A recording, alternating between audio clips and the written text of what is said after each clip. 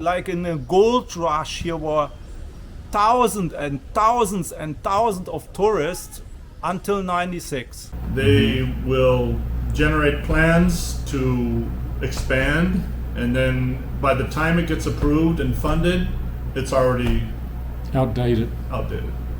It is going to fail. You know why it's going to fail? Because this being this way for more than 50 years. I mean, now they want to change the game here. I don't see it working. Once all their properties are ready, they gotta start looking for locals to work on them. But guess what? Actually, all the locals will be living like 30-40 minutes away, because no way they can live inside town right now with all these crazy prices. As far as a person coming here to enjoy the Caribbean, then I would say now it's becoming more like the Bahamas. Okay, so very commercialized. Yeah. Too much concrete and not enough green is really a no-go. Yeah. And it's very bad for our environment, it's very bad also for the people who live there, and you need green and you need space. So we've been up here about 15 years, and when we came, that entire view that you see from here was sugarcane.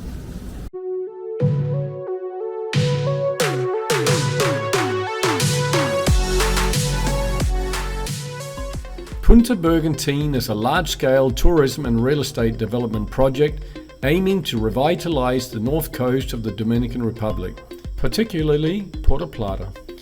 It will have a significant private investment from companies like Grupo Matignon from Spain and the Punta Cana Group, along with Hyatt, Hilton, Marriott and Melia hotels. It's a public-private partnership initiated by the Dominican government, structured with the support of Grupo Reservas. The project will have investment from several private developers from the Dominican Republic, including Alvaro Peña, president of the Codelpa Group, as well as Planet Hollywood under the Sunwing Group. Vin Diesel's company, One Race Films, is also involved in the development of a film studio. Located just minutes from Porta Plata and Gregorio Luperon International Airport, Punta Burgantine covers 10 million square meters of land. Punta Burgantine aims to transform Porta Plata into a major tourist destination, with 6 5-star hotels, with a total of 4,500 rooms, residential areas with 4,000 vacation rental units, an 18-hole golf course, a film studio, an academic campus, a charming marine village, and an exclusive beach club. The project is expected to generate over 20,000 direct jobs. Former Major League Baseball star and businessman Alex Rodriguez announced a groundbreaking investment of more than $1 billion in a new luxury tourism project in Playa Grande in the Maria Trinidad Sanchez province. The initiative marks the beginning of a phase of ultra-luxury developments with new hotels and real estate properties. The project aims to potentially attract the global elite through partnerships with Amanera and Discovery Land Company, reinforcing the country's appeal as a luxury destination. Dominican businessman Jose Natalio Redondo announced a 2 billion pesos tourism mega project on the Porta Pla Malikon. The development will include a shopping mall and 3 apart hotels with an architectural design simulating 3 cruise ships anchored in the bay. The project will be built on a 26,000 square meter piece of land, partnering with a Spanish development company. They say that the plan is to operate it similarly to the Playa Dorada project, which was built in the 1980s.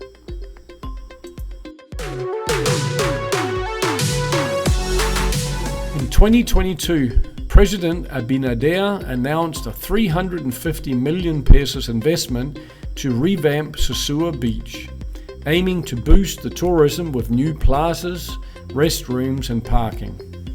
Tourism Minister David Collado praised the project. However, not everyone is on board. Nearly half of the traditional beach casitas have been demolished and many local vendors and locals say their livelihoods and jobs are at risk. Construction at the Charamikos end is dragging on, with many beachfront restaurants closed due to a low season and a struggling economy. Tourists are few and tensions remain high as locals fight to stay in business.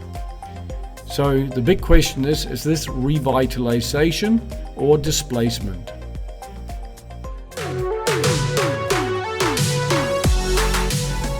I've got a lot of questions and some real concerns. Lately it seems like overdevelopment and resortification is creeping into every corner of Dominican Republic. The natural beauty, the simple lifestyle, both seem to be slowly getting pushed aside. We keep hearing about elite tourism, luxury this, luxury that, but who is all this luxury really for? Where are these supposed high-end tourists going to come from to fill the sea of new resorts and luxury properties? And what happens to the public access? Will the beaches get fenced off? Will locals be kept out while the wealthy move in? It makes you wonder, what's the real agenda here? Is this just about tourism, or is it part of a bigger plan? A quiet land grab by global elites, snapping up the best spots and laying the groundwork for something much bigger and much less inclusive. Are we trading the Dominican Republic's authenticity for cold, lifeless architecture and copy-paste commercialism? Is this place at risk of becoming just another overbuilt stretch of coastline like parts of Mexico or the Bahamas? Let's talk to some locals and hear from expats. Let's try to make some sense of what's really going on. It was from 90 to 96. That was Susua. I'm talking of Susua Cabareta. Cabareta was always a windsurfing mecca, and Susua has been an incredible party town. So here was 24 hours. Here was like in a gold rush. Here were thousands and thousands and thousands of tourists until 96. In 96, by the election of President Leonel Fernandez, who incarcerated all the ladies who were joining the nightlife and closing the major discotheques like Marinero, that was the beginning of the end of Susua. If you turn the music off on the party, the people will more or less go. That's the message, you know. If there is a party and the police shows up and take the sound equipment with, then the people will more or less, after a while, they will go home, because without music there is no party. So Susua was a big party town that attracted millions of people over time. Millions, you can't believe it was like a gold rush. On the beach, on the 220 or 40 beach bars, there were people yelling in 3 rows, give me 5 Cuba Libre, give me 20 cerveza, because they don't want to stand. Now, you won't believe it, there's 220 bars on the main beach of Susua, and they were all making a fortune. Every of those bars made a fortune because of tourists. It was incredible. So what's the Saturday night look like now? Yeah, now it's the only thing who works is the 1 block from Pedro Crisante, and the rest of Susua is completely a ghost town. In my point of view, Leonel Fernandez has killed the tourism, and the other followed his way to kill the tourism. I'm talking about tourism in Susua. Who were they trying to please by taking such actions? In my personal point of view, the politicians and the wealthy people, they don't like to see in the international media, they don't want to see her country linked to any kind of sex business. A place like Pattaya, they seem to be able to do it very tactfully, and because of that, people come in, they do whatever they do like they've done for thousands of years, but people go to places, enjoy themselves based on what their interests are, and that's a multi-billion turnover place. down there. Absolutely. But here they seem to shoot themselves in the foot. They, So they double shoot them in both foot. Look, in Thailand, there is maybe the party tourist, besides of the culturist tourist, the couple who wants to make a relax, the family, they're all together in one plane. yeah. I made a video called Let Susua Grow, Embracing Mixed Tourism. And that's really what it comes down to. It doesn't seem like this government and the investors want mixed tourism. They just want a specific type of tourist, and everybody else has to go. That's why we've seen so much insanity around, especially Susua, when it comes to decisions and the law abuse instead of law enforcement, etc. Well, I'm here since summer 2000, that's 25 years. And as I come over, there was, I wouldn't say every 10 minutes was a flight. And now from Porta Pla airports, it's like 10 flights a week. So it's like A dramatic reduction in flights. extreme reduction. I would say so. Bangkok airport get the same numbers of flights in 1 hour what Porta Pla is getting in 1 week. So there is only 2 flights a week left in the low season now from whole Europe. What's 2 flights from Condor? The prices are skyrocketing. I paid in 2019, I paid 400 euro for a round trip to Europe. And the second time, 2019, I pay 550 euro. And now the cheapest flight I can get, it's 1200. And there are pretty serious rumors that the airport Porta Pla is overpricing the airlines, and that's one of the reasons of the lack of flights as well. So now the cheapest I can found was in July was 1200, and that means the usual prices are 1500, 1700 roundabout. And that's one of the reasons the tourists they're fighting with the high prices in Europe. They don't come that much as in the time before. So there's global prices have gone up. And compared to a few years ago when the prices were low, have people doubled or tripled their incomes? Exactly, yeah. They haven't. No. So they've got the same type of income, but everything's 2 or 3 times more expensive. Yeah.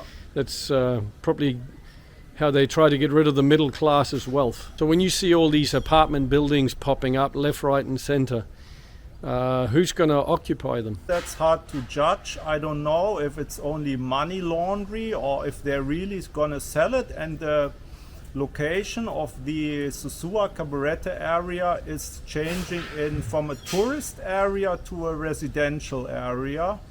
That's the point. I don't have any numbers to judge it fairly. Thank you so much for your insights, and keep enjoying it here. Welcome, Mr. T.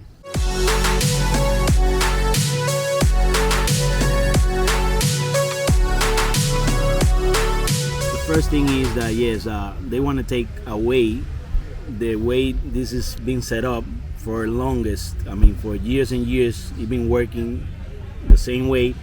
People love it the way it is, and now they want to change the whole system by putting fancy hotels, fancy restaurants, which is not bad, but they shouldn't mix it up with the people from the regular people, business. You know, they just want to get everything out, put the fancy stuff, so the rich people, let's say, that's what they're trying to bring here, but where they let us with the business. I mean, the little business is going to disappear.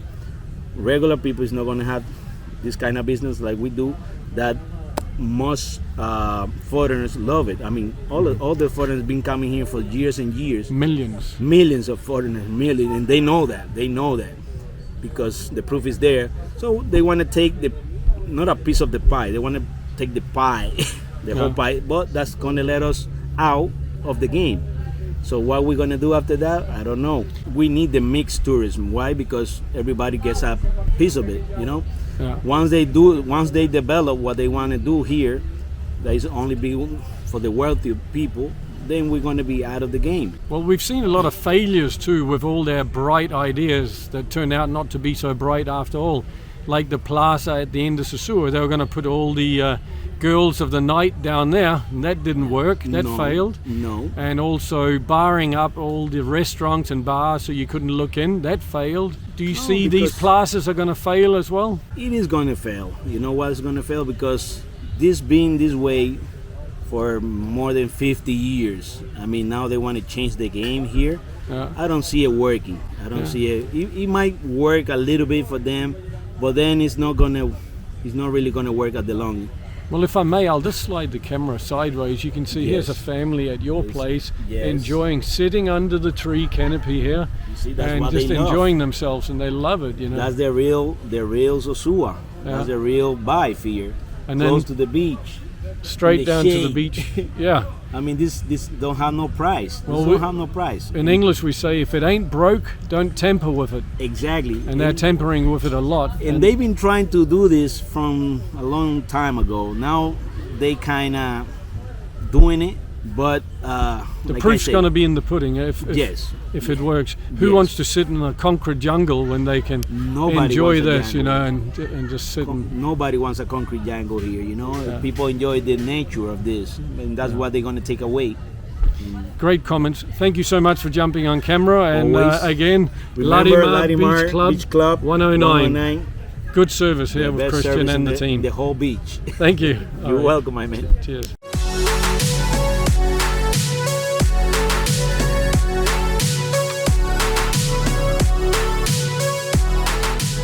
Especially from Cabareta and out both sides, you see buildings have just popped up like popcorn in the last few years.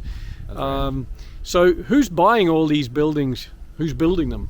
It doesn't have to be actually companies, but most of them come from different countries in America. Can be United States. Also, people from South America is coming here to Invest. build and invest right now in the arts. Right. Now we've seen Punta Cana. I don't know if you've tried to get to the beach when you're in Punta Cana. It can sometimes be quite a nightmare to find a spot for the general public to get down to the beach. Right. Do you think it's going to be like that here? I hope it doesn't happen like that, because these investors, like they seem to be tourism friendly, meaning that they are trying just to make, at least with the area of Cabareta, make it look a little bit different, a little bit more advanced, if that's the word. But they are preaching that it's not gonna be as other places. Like they are privatizing every area as much as possible. I hope that all of them keep in mind at least having a hall for tourists and locals to pass, so they can enjoy what actually belongs to all of us, not to them, even if they have papers or titles for properties, but it belongs to nature at the end of the day. I spoke to a doctor, a Dominican doctor. He said a lot of Dominican clients of his are having to move further away from the coastline because prices are being cranked up. Crazy. Yeah, definitely. And it's crazy because they are actually building, and once all their properties are ready to pop out, then they gotta start looking for locals to work on them. But guess what? Where are they looking? We're gonna look for, because actually all the locals will be living like 30-40 minutes away, because there's no way they can live inside town right now with all these crazy prices. So all these units, will they actually be able to be rented out or sold? Or is it just a place to come and park the money and grab some land while they can? A lot of people build them, but haven't seen any locals or no one saying, I work for this condo, I work for this enterprise, and they have sold this and they have rented this. We just seen like just maximum bombing of buildings, but it seems to be the thing they want to do. Even Porta Plata, as you're heading towards Playa Dorada on the left, there's all these huge complexes going up full of apartments. Yeah. And it makes me scratch my head thinking, well, are they going to fill them all? Exactly. Because tourism's gone down. Exactly, that's true. Yeah, And, no way they can like fill out that, like not even in 1 or 2 years. It's definitely too much. It doesn't seem like there's any like interest on tourists to move like to that those places actually, because they come, they enjoy on their hotels, they enjoy the life outside, the nightlife and everything. And at the end of the day, if they decide to move in here, they're gonna look for the cheapest properties, either to buy or just to rent. And most of the times right now, they are looking for places like, let's say, in the suburbs and just like small towns, instead of going to those metropolis that these people is trying to build. So I think like at least on that part, we don't have to worry that much, but still it's gonna be something like later on when they want to come and see nature and enjoy about it, they will not be able to do it. All right. Well, Darian, thank you very much for your great input. And if you want to see this guy in action as a DJ, it's Ojos. Yeah, that's right. And which days are you there? I'll be there on weekends, afternoon, just chill with the family and all of it. And Wednesdays, we have live music, and also I'll be playing after 10 p.m. And that's Ojos on Cabareta Beach. That's right. Yep. Thank you so much. Thank you.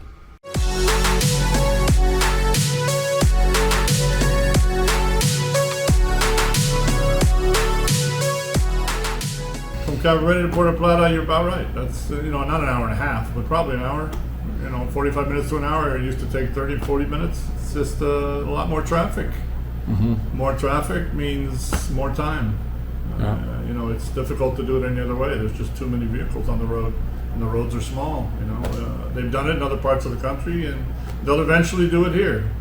They'll widen it where they can now because it's be better for them, but where they have to go and purchase properties on both sides, it's going to take time. It takes a lot of money. They'll probably get a loan from some country and get it done.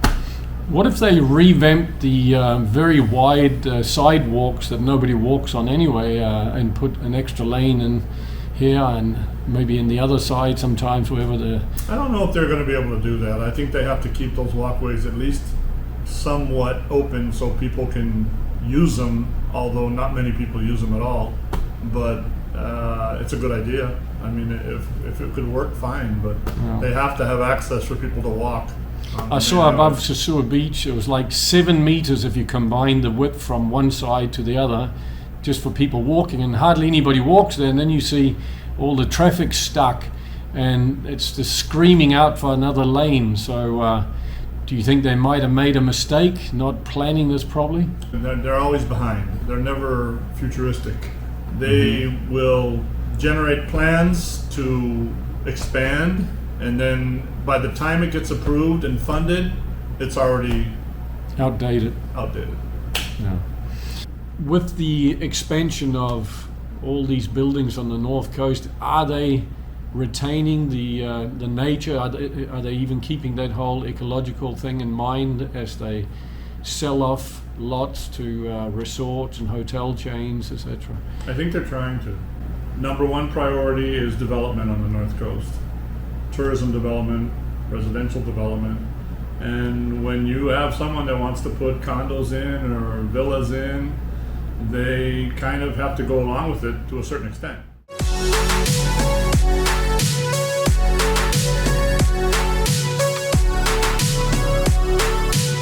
All right, folks, I just bumped into a friend called Sean, and you've been here since 2005, correct? Yeah. So, in terms of nature and buildings and so forth, what was it like back in 2005 compared to now? A lot more of a friendly environment. Most of the restaurants you went to, the hotels, everything's changed. Changed for worse or better? Worse. As far as a person coming here to enjoy the Caribbean, then I would say now it's becoming more like the Bahamas. Okay, so very commercialized. Yeah. I see outside Cabareta, it's starting to look like Punta Cana, the main street. Exactly. Do you think there'll be access to all the beaches in the future? No, I don't. Because that's one thing I've always disliked when I visited Punta Cana. It's like, good luck trying to get to a use beach. it.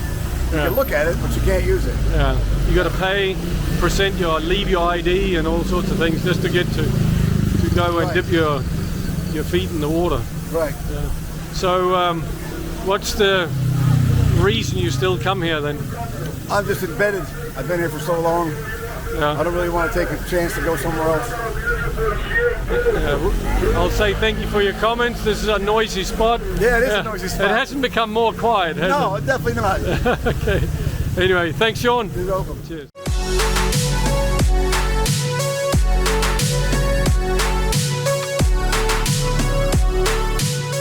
Folks, I'm up at Tubagua and with the owner, Tim Hall. And you call it the Tubagua Eco Lodge. Eco Lodge. Yeah. So feel free to look that up, folks.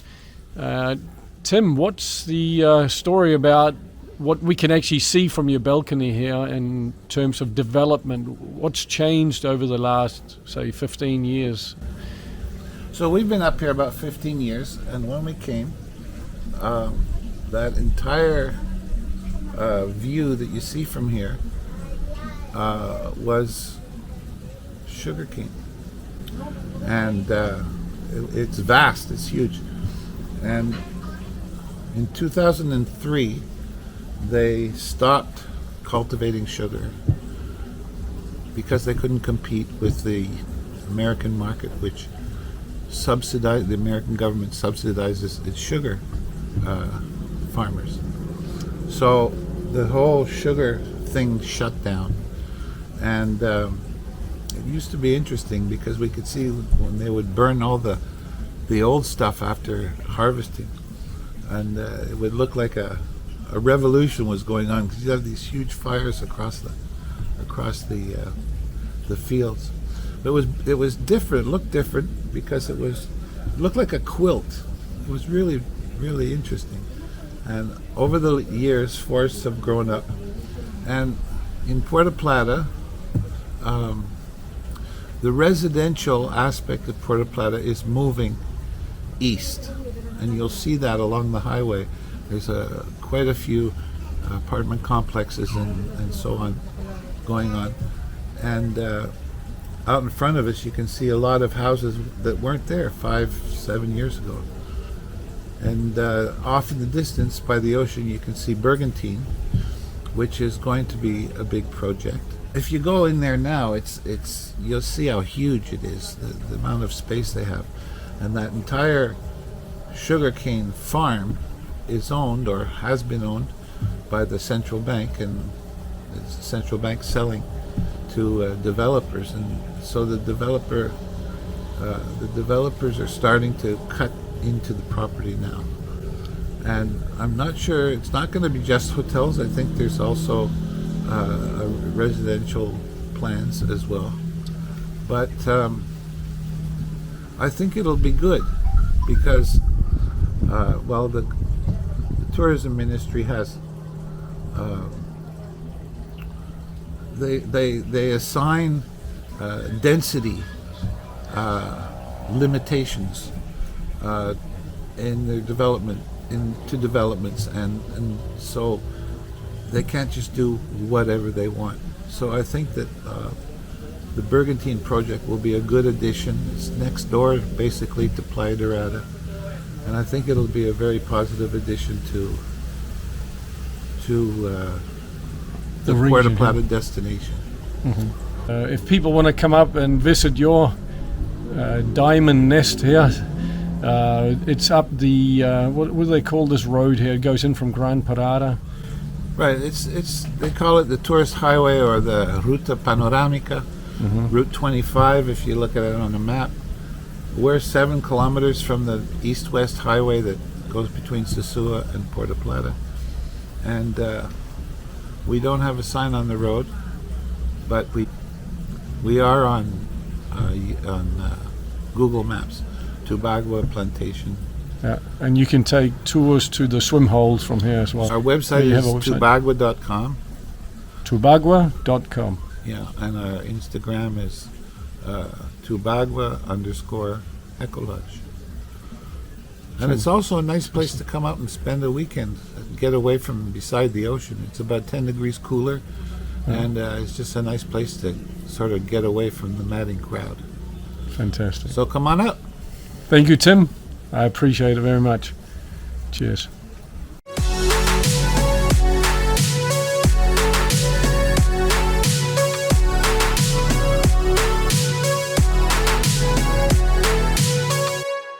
Everyone, I'm here with Yens Pter, who considers himself to be what you would say a serial entrepreneur, isn't he? That's correct, yeah. The first thing I would love to ask you, because I know you've got a vast knowledge with how many years you've been in Dominican Republic?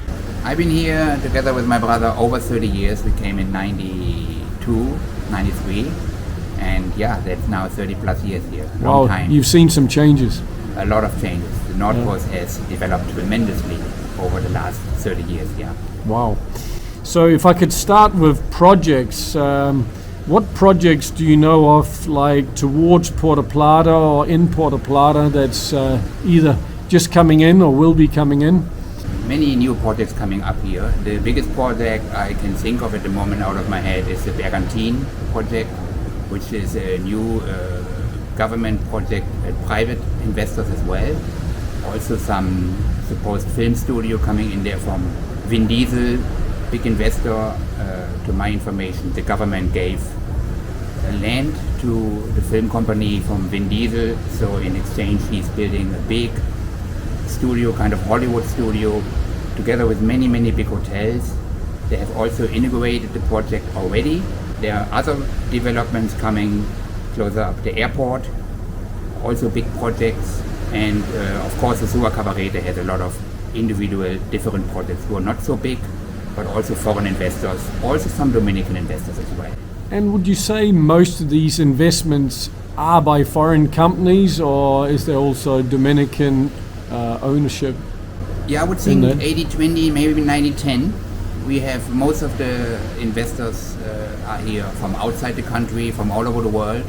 I would think at least 8, 10, maybe 12 different countries. Mainly US, Canada, but also we have European investors from North and South Europe, some Asians as well, South American investors, some Russians. So we have different, probably from all over the world. Well, the Dominicans benefit from the foreign investments in different ways. Those companies pay taxes, employ people like myself. We have employees as well in the property management, in the rental field. Other investors who are on a bigger scale employ sometimes hundreds of people. And the Dominicans get work, tax. The island is growing since the Abinader government is in power. Has been more focused on tourism and on developing the country, particularly also the North Coast, who was always a little bit set back. The North Coast was not the priority from the other governments, it was more Punta Cana. And now the North Coast is coming stronger and stronger. Yet a lot of people seem to complain that tourism's plummeted. Like we see very few planes coming in. So is it more like investment tourism, people who either want to come down and just buy something that they can fly down and live in periodically, compared to what we had like in the 90s? One gentleman told me it was just packed with people everywhere. My opinion is that we don't seem to see that so much anymore, this mass tourism. What's your take on it?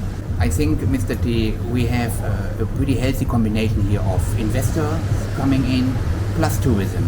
As you say, the tourism plumbed and we have less tourists now. We have a problem indeed with the airport. It's too expensive and not enough airlines coming here for that reason that the airport, properly aerodrome, overcharge the airlines. So Punta Cana is easier access, faster access from more destinations. That is helpful to Punta Cana, but not very helpful, of course, for the North Shore.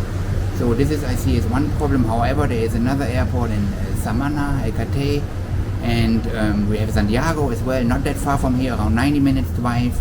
There are alternatives. So this government, what type of tourists are they actually aiming for? Because it's been confusing most people a lot. You know, if they seem to not so much want the kind of tourism we've had, especially around Susua, who are they after? The government, I don't think, aim to go after any specific tourism. I think the Minister of Tourism, Santo Domingo office, and the government is after tourism in general. Every country who has that many beaches and so much beauty and friendly people and open, aiming for tourism from all over the world, particularly from where the climate is cold, and so they come here to the warm. So we have ecotourism, we have normal tourism, we have investor tourism, we have health tourism. There's a lot of growth in health tourism from the hospitals we have. Our infrastructure in hospitals has grown big time. So we have people who come here to do their teeth and do other things. So yeah, we have I would think 4 or 5 6 different type of tourists coming here, and that's good. It's diversified, indeed. Right. Just going back to projects, which I started this interview with, we also have quite a bit of growth near Cabareta, and supposedly they want to change it again down in Playa Grande. Do you know anything about that? Yeah, there's some plans for Playa Grande, but it's more upscale tourism. Playa Grande Cabrera is more nature, it's more land, there's some more space still, beautiful beaches too, and more, I would say, upper scale. Aman Group, there's a big developments coming up. The Samana Group, from my understanding, Polish investors, but also American or Canadian. So there is a lot of growth in the area, Cabrera, Samana, Las Terrenas as well. So Cabareta is growing a lot. It's almost too fast, too big, and too much. I think the infrastructure has to be, adapted to the growth of building. And I think one of the issues or problems we will face is part of the infrastructure and the streets, water and Traffic. Yes, indeed, that's a problem. People have always loved the North Coast for the fact they could jump in a buggy and just go to the beach kind of thing. Is that whole type of adventure going to disappear for folks, or No, not going to at be all. like Punta Cana? You I've think? just been driving to Samana on the island, to the peninsula, and a little bit inland. And on the way back, we stopped at many different beaches with our own car. So we just pumped in and went to the beach, and it was open. Even there was a luxury resort near Rio San Juan on a cliff. Next door was open access. Here, Sure. Infinity Blue, there's an open access a bit further here. There's an open access to 4 or 5 different beaches, 4 different beaches in Susua. This is a bit private here, but you can find a way if you know how to go around. No, I don't see that yet coming in the North Coast, and I would not like when projects closing the access to the beach is actually also illegal. The beach is for everybody, the beach should be for everybody. If Infinity Blue or other projects have a private situation, it's more likely because of cliffs and because of it's hard to get there anyhow. So I don't see that the beaches are blocked here. In Punta Cana, I heard, particularly from you or other people as well, that that's harder to get because there are those massive hotels and you have to go 30 minutes around one hotel to get to the beach. I don't support that, and I don't like it, to be honest. Would you say things have sold a lot faster in the last 5-6 years here? Yeah, well, we had that boom in COVID times, and everything was basically sold out for a while, and a lot of people came here and wanted to buy a house, apartment or some land, and that has slowed down tremendously again. We are back to normal, prices are a little bit dropping. Having said that, on the other end, there's a lot of new projects coming on with higher prices and luxury projects, so it's a lot of new developments coming at the same time. So we have both of the worlds here. Yeah. Is it going to be affordable the way it was 10 years ago, or is it going to be a lot higher prices now? Definitely everything went up, like in many countries, also had to do with COVID, inflation and demand, yeah. But I also see that the prices in some aspects, in some areas, in some developments are also dropping. Particularly, we always have individual sales. So there's always situations of people who want to sell or don't like the house anymore, don't want to come here or cannot come anymore. So these people are selling and sometimes they're dropping the prices. So you will always find good deal. For an island, in the Caribbean island, we are still less expensive islands. From all the islands, really have fair prices still on land. You can find good land prices, you can find good apartment prices and house prices. Having said that, yes, the prices went up and are continuously will go up, but there will be always opportunities in real estate when you look around and when you get good advice. Will these units, well, at the right price, be filled, these condominium complexes, or do you think there's going to be a lot sitting fairly empty because there's so many being built? You know, it's like I keep hearing people ask, where are they going to find all those people from? Because they certainly ain't flying in. So will they be able to rent all these units out or sell them? Well, that is a good question. That is hard to answer. That is probably based also on the quality of the projects, on as you know, we have cruise ships coming here. We have more people coming also, not only by air. We have a lot of people coming by boat who then like it here and come back, rent something, sometimes buy something. The island is pretty big and it's beautiful. The coastline is astonishing and it's very diversified from Monte Cristi, Luperong to the Peninsula Samana. We have over 300 miles, I think, coastline. And of course, not all of that is developed yet, which is good, that we have a lot of virgin situation. Yeah, the tourism and ecotourism comes in and new projects. Our company is working to maybe build some tiny homes ecologically, not with cement or very little cement, no blocks, with boar, bamboo, earth and other eco-materials. That's a little advertisement here aside for ourselves. But I think the North Coast will have maybe more apartments than demands, or a lot of homes also who then are harder to rent or resale. But that is the nature of the business. We can stop it, and the growth is good in one way. Of course, every growth comes with some problems as well. Sure. Final thing. Yes. The environmental impact. There's been a lot of people lately I've talked to. One situation is out in Perla Marina where they ripped 2 enormous trees out and took a lot of other trees out on a lot just to slap in concrete to put a construction in, and people are jumping up and down. Would you say the environmental protection that is being taken into account with all these construction projects happening? Unfortunately, you see, or we see some situations which are not good and not supportive. And I think, yes, there will be some damage to the environmental, but the law is pretty strict here. So the developers here, they cannot just go and cut. And that's good so. And I think with more development and more asphalt and more blocks and concrete, this is not the future of the North Coast only. I hope and I really think that there will be more eco-friendly materials come in place, eco-friendly buildings. There will be more developers are coming who take care of the nature, leave the trees, don't rip off big trees. I didn't hear about that big trees in Perla Marina, but the environmental department should not allow things like that. One of the beauty we have here are the palm trees, the trees and the environment and the really nature we have here. Another sharp person that I interviewed, it was a lady, mentioned that the developers or developers, they push it to the maximum in terms of how much footprint they're actually constructing compared to the lot size, so they're not leaving a lot of greenery around. Do you think that's kind of being overstepped a lot? In very few projects. I see that in, I think, 1 or 2 projects only here, and I'm really highly against that. Too much concrete and not enough green is really a no-go. And it's very bad for our environment, it's very bad also for the people who live there, and you need green and you need space. I really think that the trees has to be left, the pine trees, and really that is a concern and something the government really should try to control as strict as possible. Jens, thank you so much. In case you need Jens's services, we'll show the banner at the bottom of the screen here, but just mention what you can help people with.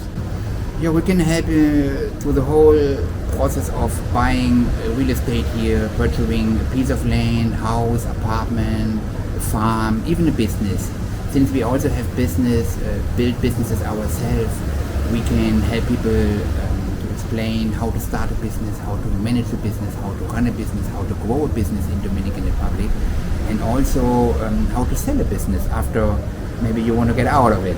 We do rentals and property management. We have the whole spectrum. We also own storage facilities between Susua and Cabareta and have lockers to rent. So we are in the rental business, not only of real estate, but mostly real estate, property management, and then of course the sales. We do want to get into some development project together, particularly on tiny house and some mountain land, and we wanted to do it extremely environmental friendly with alternative building materials, not with cement and not with all those iron, steel. Okay, very cool. Thank you so much again. Welcome. Great words, great knowledge, and I'm you. sure everybody watching can benefit big time from this. Thank you. You're welcome. Cheers.